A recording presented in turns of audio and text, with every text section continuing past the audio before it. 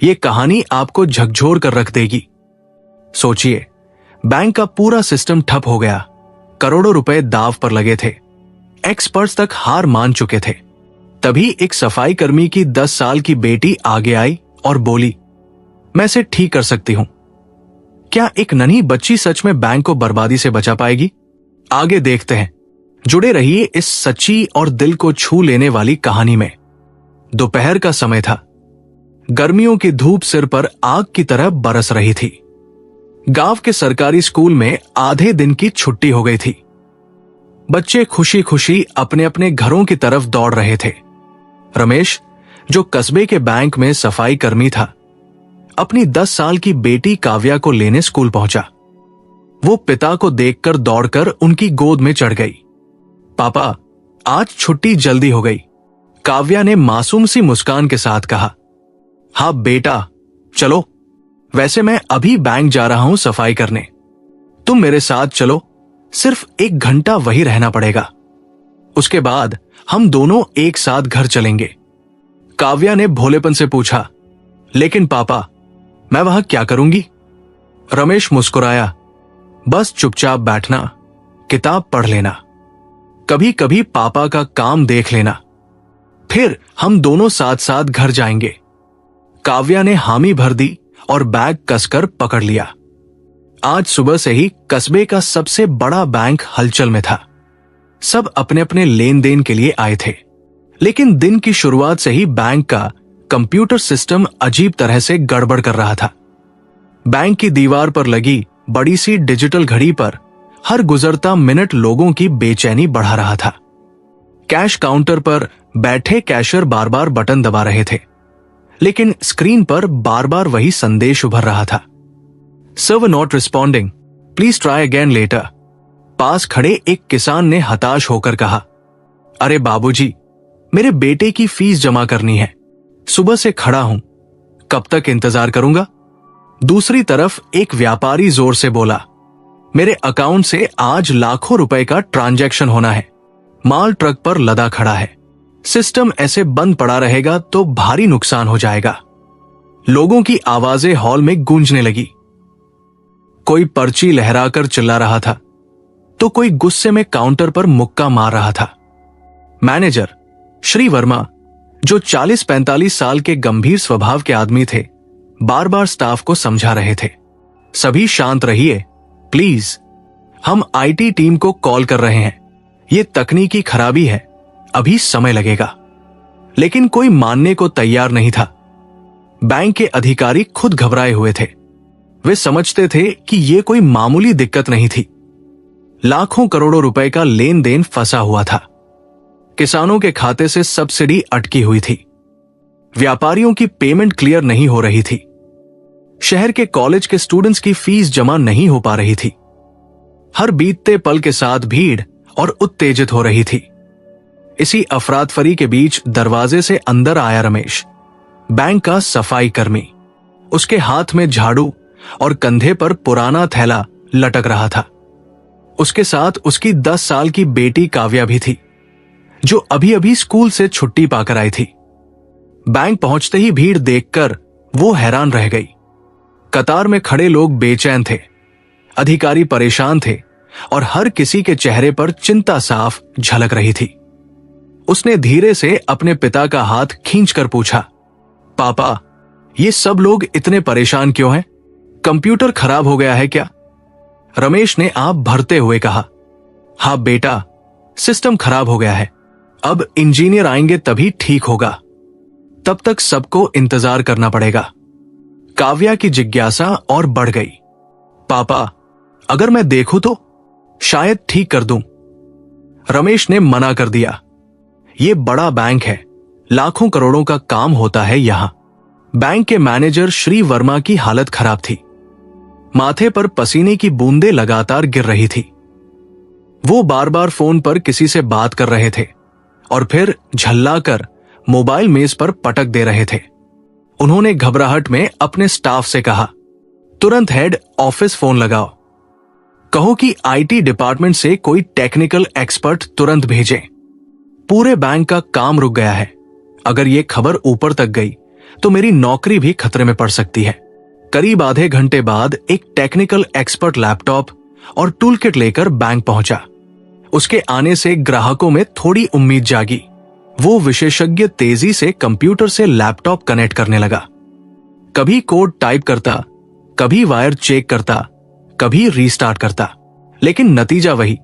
Screen पर बार बार लाल अक्षरों में एरर मैसेज उभर रहा था। Critical error, system failure. Manager की सांसें थम सी गई। उन्होंने घबराकर कहा, क्या हुआ? ठीक क्यों नहीं हो रहा? आप तो एक्सपर्ट है ना? टेक्निकल एक्सपर्ट ने झेंपते हुए जवाब दिया, सर, सर्वर में गहरी दिक्कत है। मैंने जितना हो सकता था सब ट्राई कर लिया। फिलहाल तो कुछ नहीं किया जा सकता। ये सुनते ही बैंक हॉल में गुस्से की लहर दौड़ गई। मैनेजर ने दोनों हाथों से सिर पकड़ लिया। उनका चेहरा पीला पड़ गया था। इसी अफरातफरी के बीच कोने में बैठी काव्या सब कुछ ध्यान से देख रही थी। उसकी बड़ी बड़ी आंखें कंप्यूटर स्क्रीन पर जमी थी। उसने नोटिस किया कि टेक्निकल एक्सपर्ट बार बार एक ही प्रोसेस दोहरा रहा था, लेकिन कोई नई कोशिश नहीं कर रहा था। उसके मन में सवाल उठे, अगर ये लोग सिर्फ वही काम बार बार करेंगे तो सिस्टम कैसे ठीक होगा? धीरे धीरे उसने अपने पिता का हाथ खींचा और धीमी आवाज में बोली, पापा, मुझे एक बार कोशिश करने दीजिए। रमेश चौंक पड़ा। नहीं बेटा, ये बड़े लोगों का काम है, तू छोटी बच्ची है। श्री वर्मा, मैनेजर, चेयर पर बैठे बैठे बुरी तरह घबरा चुके थे। इसी अराजकता के बीच छोटी सी काव्या अभी भी मैनेजर की टेबल के पास खड़ी थी। उसने हिम्मत जुटाकर फिर कहा, अंकल, मुझे सच में एक बार कोशिश करने दीजिए। हो सकता है मैं इसे ठीक कर दूं। मैनेजर ने गुस्से से कहा, बिटिया, मैंने कहा ना, ये बच्चों का खेल नहीं है। तुम समझती नहीं हो, यहां करोड़ों का लेन देन अटका है। अगर कुछ और गड़बड़ हो गई तो पूरी जिम्मेदारी मुझ पर आएगी। तभी टेक्निकल एक्सपर्ट, जो अब तक बार बार लैपटॉप से सिस्टम से जुड़ने की कोशिश कर रहा था, अचानक घबरा गया। उसकी आंखें स्क्रीन पर टिक गई। ये कैसे हो सकता है? मैनेजर तुरंत पास जाकर बोला, क्या हुआ? बताइए जल्दी। टेक्निकल एक्सपर्ट का चेहरा पीला पड़ गया। सर, सिस्टम की दिक्कत सिर्फ सर्वर डाउन की नहीं है, यह तो बहुत बड़ा मामला लग रहा है। मैनेजर घबराकर बोला, साफ साफ कहिए, आखिर हो क्या रहा है? एक्सपर्ट ने गहरी सांस ली और धीरे धीरे कहा, सर, अकाउंट से पैसा अपने आप दूसरी जगह ट्रांसफर हो रहा है। यह कोई नॉर्मल एरर नहीं है। लगता है सिस्टम हैक हो चुका है। कोई बाहर से बैंक को कंट्रोल कर रहा है। यह सुनते ही मैनेजर का शरीर जैसे सुन्न पड़ गया। मैनेजर ने कांपती आवाज में एक्सपर्ट से पूछा, तुम कुछ कर क्यों नहीं रहे? रोक क्यों नहीं रहे इसे?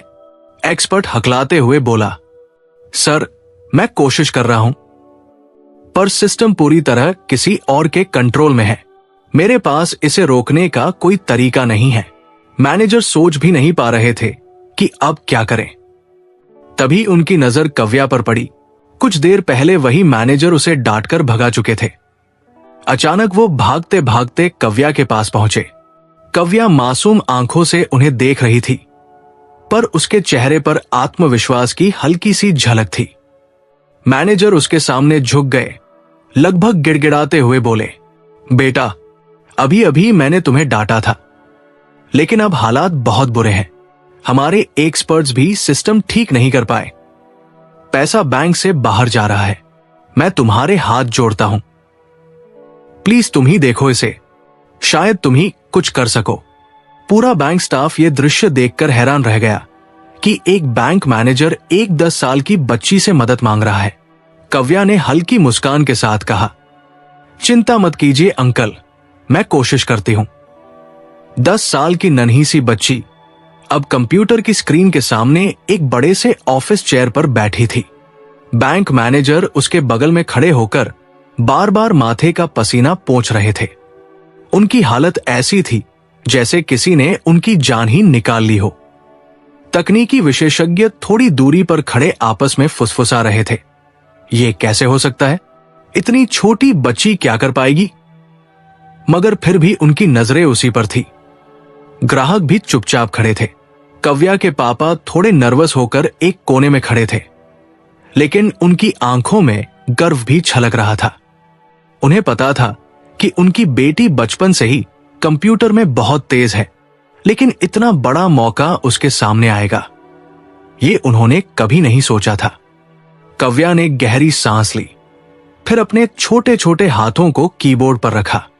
जैसे ही उसकी उंगलियां हल्के हल्के टाइप करने लगी, कीबोर्ड की आवाज पूरे बैंक के सन्नाटे में गूंज उठी। स्क्रीन पर तेजी से कोड्स, कमांड्स और सिस्टम की विंडोज खुलने बंद होने लगी। सभी लोग अपनी सांसें रोके खड़े थे। मैनेजर की आंखें चौड़ी हो चुकी थी और वे हर लाइन को ऐसे देख रहे थे जैसे उनकी किस्मत उसी पर टिकी हो। तकनीकी विशेषज्ञ अब और भी पास आ गए थे। कभी स्क्रीन देखते, कभी एक दूसरे के चेहरे। पूरा माहौल ऐसा लग रहा था जैसे बैंक का हॉल अब एक क्लासरूम नहीं, बल्कि किसी साइंस फिक्शन मूवी का सीन बन गया हो। और उस मूवी की हीरो कोई बड़ा वैज्ञानिक नहीं, बल्कि एक 10 साल की मासूम बच्ची थी जिसका नाम था कव्या। कव्या ने सबसे पहले मुख्य सर्वर प्रोग्राम खोला।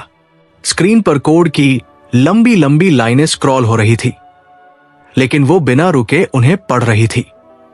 फिर उसने सिस्टम की लॉग फाइल्स खोली।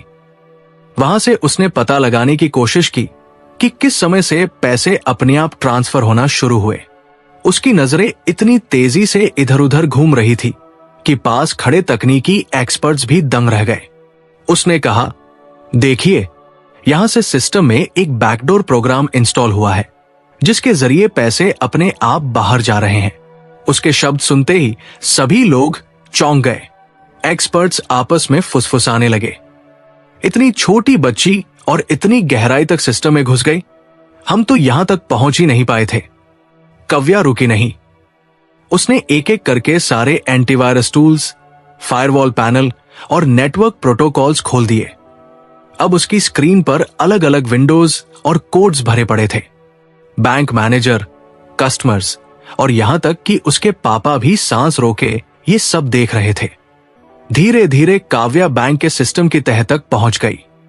उसने न सिर्फ वायरस का सोर्स ढूंढ लिया, बल्कि यह भी पकड़ लिया कि कौन सा हैकर बैंक के अंदर से पैसा चुराकर अलग सर्वर पर ट्रांसफर कर रहा है। सबकी सांसें थम गई जब काव्या ने अचानक कहा, हैकर का लोकेशन मिल गया है, ये गुरुग्राम से ऑपरेट कर रहा है। बैंक मैनेजर और तकनीकी टीम ने हैरानी से एक दूसरे को देखा। अब काव्या ने अपनी असली ताकत दिखाई। वो सीधे हैकर के सर्वर में घुस गई। स्क्रीन पर कोड्स और कमांड्स की बारिश हो रही थी। हैकर ने भी डिफेंस लगाने की कोशिश की, लेकिन काव्या की पकड़ इतनी तेज थी कि वो उसके हर ट्रैप को तोड़ती चली गई। कुछ ही मिनटों में उसने ऑटोमेटिक ट्रांसफर प्रोसेस रोक दिया और वो पैसा जो पहले से ट्रांसफर हो चुका था उसे भी बैंक के अकाउंट में वापस रिफंड करा दिया। स्क्रीन पर एक साथ सारे सिस्टम ग्रीन हो गए। जो कंप्यूटर पहले फ्रीज होकर ब्लैक स्क्रीन दिखा रहे थे, अब धीरे धीरे ठीक होकर सामान्य स्थिति में आने लगे। पूरा बैंक मानो फिर से जिंदा हो गया था।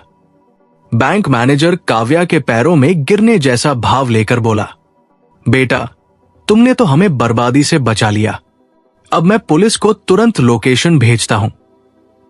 मैनेजर ने फौरन पुलिस को कनेक्ट किया और जो एड्रेस काव्या ने ट्रेस किया था वो उन्हें भेज दिया। पुलिस ने तुरंत छापा मारा और कुछ ही घंटों में उस हैकर को रंगे हाथ पकड़ लिया गया। पूरा बैंक हॉल मानो किसी सिनेमा घर का दृश्य बन गया था। जहां कुछ देर पहले सबके चेहरों पर घबराहट, डर और बेचैनी थी, अब वहां सुकून और राहत की लहर दौड़ चुकी थी। ग्राहक एक दूसरे से बातें करने लगे, वाह, इस लड़की ने तो कमाल कर दिया। इतने बड़े बड़े टेक्निकल एक्सपर्ट्स जहां फेल हो गए, वहां इसने मिनटों में पूरा सिस्टम ठीक कर दिया। तकनीकी विशेषज्ञ खुद अविश्वास से बोले, हम लोग सिर्फ प्रोग्राम तक समझ पा रहे थे, पर इसने सीधे हैकर के सर्वर तक पहुंचकर खेल खत्म कर दिया। ऐसी स्किल्स किसी प्रोफेशनल एथिकल हैकर में भी मुश्किल से देखने को मिलती है।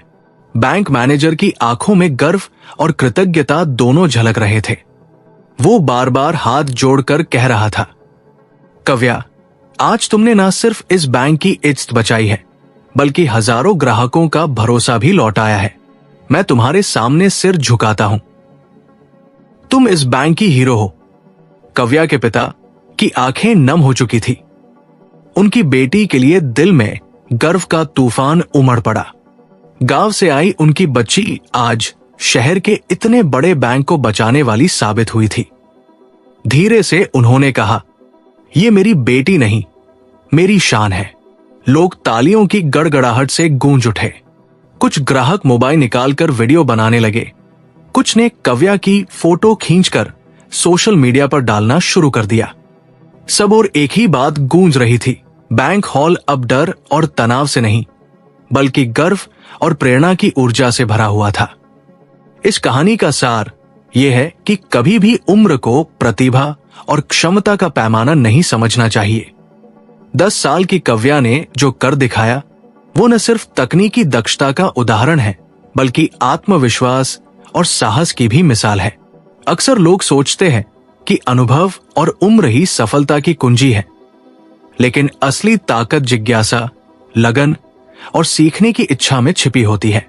कव्या ने न केवल अपने पिता और बैंक को बड़ी हानि से बचाया, बल्कि ये भी साबित कर दिया कि सच्चा ज्ञान कभी व्यर्थ नहीं जाता। अगर आपको ये सच्ची और दिल को छू लेने वाली कहानी पसंद आई हो तो इसे लाइक करें, कमेंट में अपने विचार जरूर साझा करें और इस वीडियो को अपने दोस्तों व परिवार तक पहुंचाने के लिए शेयर करें। आपकी एक छोटी सी कोशिश किसी और बच्चे को प्रेरित कर सकती है जो अपने सपनों पर भरोसा करना चाहता है। और हाँ, ऐसी ही और भी प्रेरणादायक कहानियां देखने के लिए हमारे चैनल माइंडशिफ्ट कहानियां को सब्सक्राइब करना न भूलें। आपका साथ और समर्थन हमें और भी मजबूत बनाता है।